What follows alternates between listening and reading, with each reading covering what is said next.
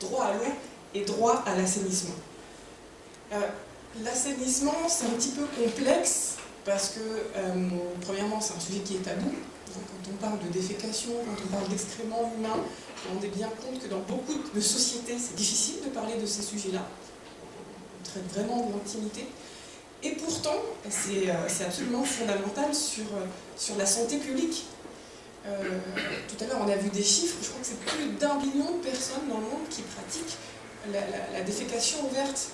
Et ça a des conséquences en termes de santé absolument abominables. Donc, l'assainissement, finalement, si on devait le définir, on peut dire que c'est tout ce qui concerne le traitement, la collecte, le transport des excréments humains, mais effectivement on peut élargir cette idée d'assainissement et on peut également s'intéresser à tout ce qui est traitement des eaux usées, qu'il s'agisse d'eaux usées domestiques, mais peut-être aussi des eaux usées industrielles, agricoles, toutes ces questions. Donc ça, c'est quand même le préalable avant toute chose, avoir les idées claires sur le droit qu'on va évaluer.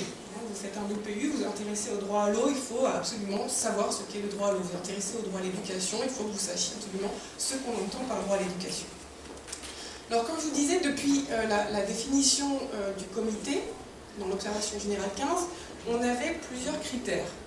Alors ces critères-là, je vous l'ai dit, c'est la disponibilité, c'est la qualité, c'est l'acceptabilité, c'est l'accessibilité et puis c'est le côté abordable. Alors il n'y a pas de nom en français, l'abordabilité, c'est pas français, c'est pour ça que c'est plus facile en anglais.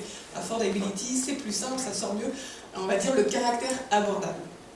Alors, juste quelques éléments pour ceux qui sont intéressés. La disponibilité, qu'est-ce que c'est ? Il faut que finalement il y ait une eau qui soit suffisante, mais également constante.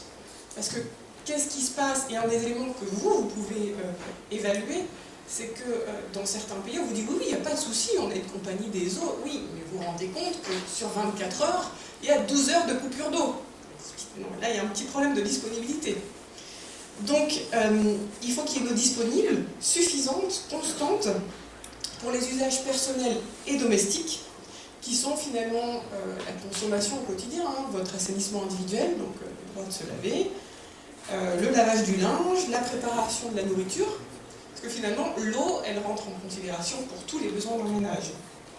Et cette quantité d'eau disponible, eh bien, elle devrait correspondre aux directives de l'Organisation mondiale de la santé, et d'après l'OMS, on est en besoins initiaux par jour de 20 à 50 litres.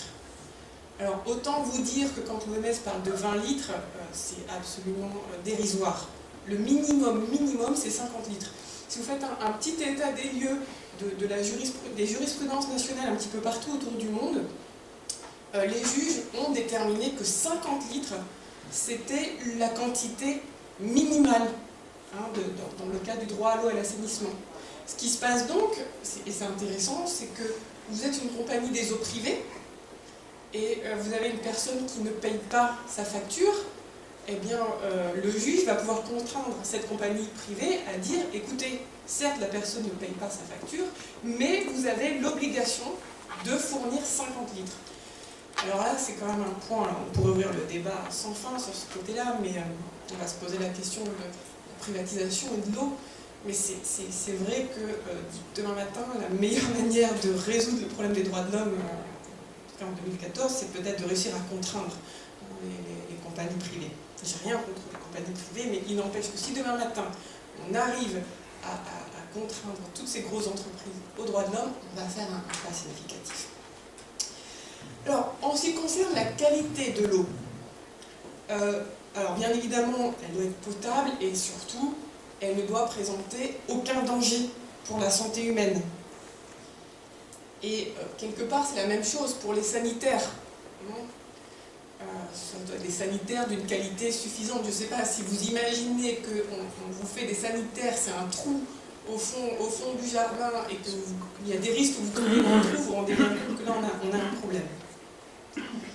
Alors, en ce qui concerne ce critère de l'acceptabilité, on a cette idée-là que les installations sanitaires, et là on parle vraiment de tout ce qui est toilette, doivent être acceptable d'un point de vue culturel. Alors, l'exemple le plus simple, et ça je crois que c'est universel, hein, c'est qu'il faut des sanitaires qui soient sexo-différenciés. C'est clairement un élément. Donc, une partie homme, une partie femme. Et c'est vrai que là, peut-être qu'on aura l'occasion de revenir sur les questions de discrimination.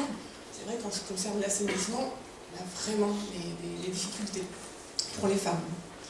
Et en ce qui concerne l'eau, bien une eau acceptable, c'est une eau qui a quand même aussi une couleur et une odeur qui passent. Parce qu'on peut vous donner une eau, vous dit non mais vas-y, elle est potable, je te jure, tu crains rien. Mais si l'eau elle est noire et qu'elle sent mauvais, je crois que partout autour du monde, personne ne va la boire.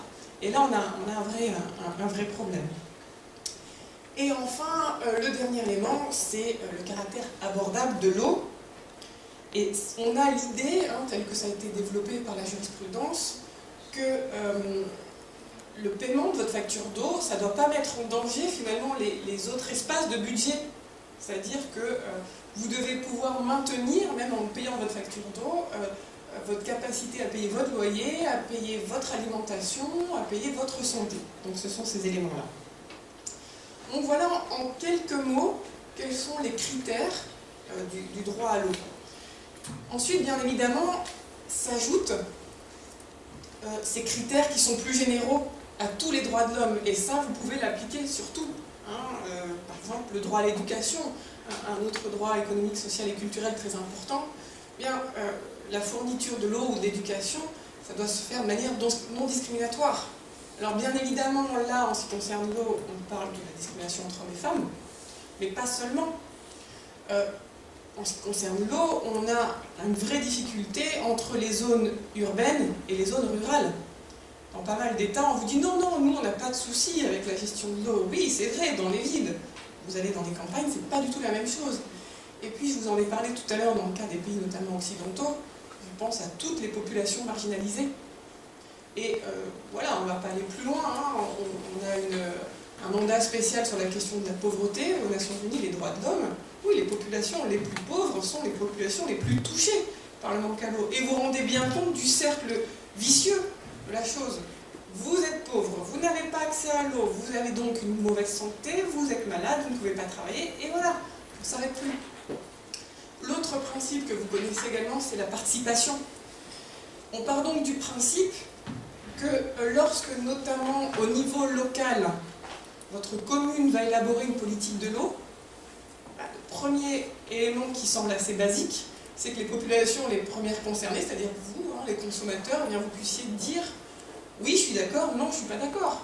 Demain matin, vous avez votre commune qui dit « oui, c'est très bien, on va donner l'exploitation de l'eau à Veolia, tiens, au hasard ».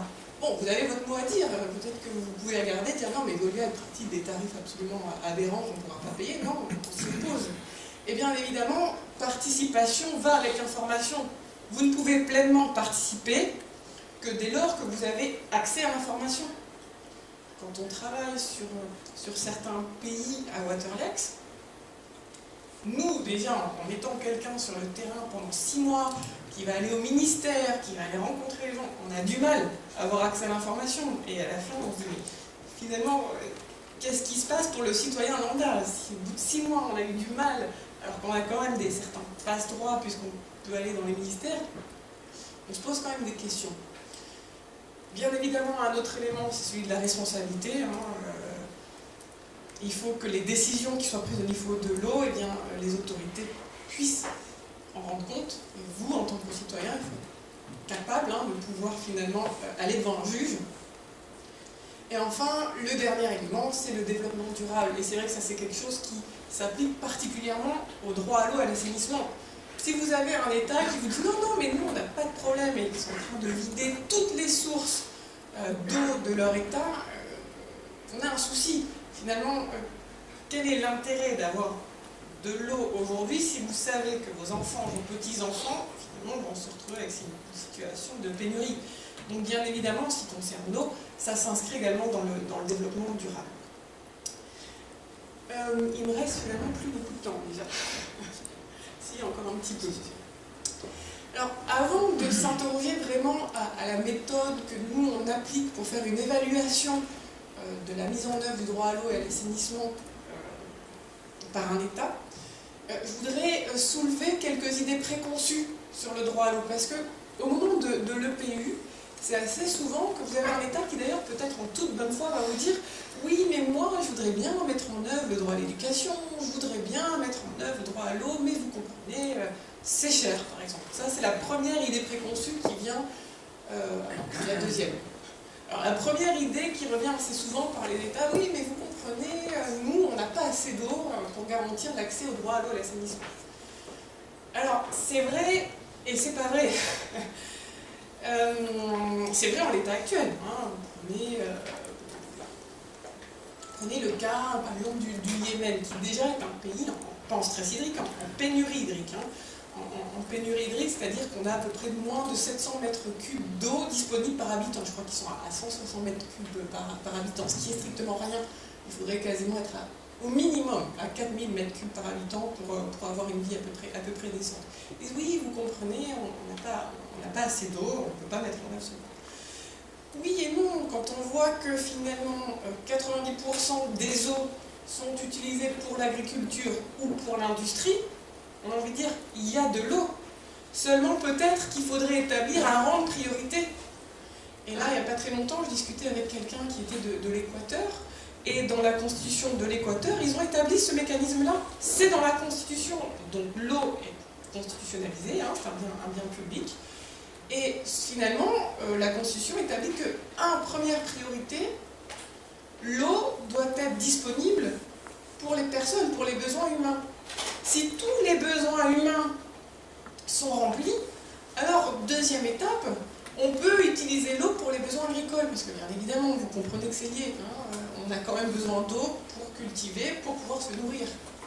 Si tous les besoins agricoles de tous les citoyens de l'Équateur sont remplis, alors et seulement là, on peut utiliser l'eau pour des questions industrielles.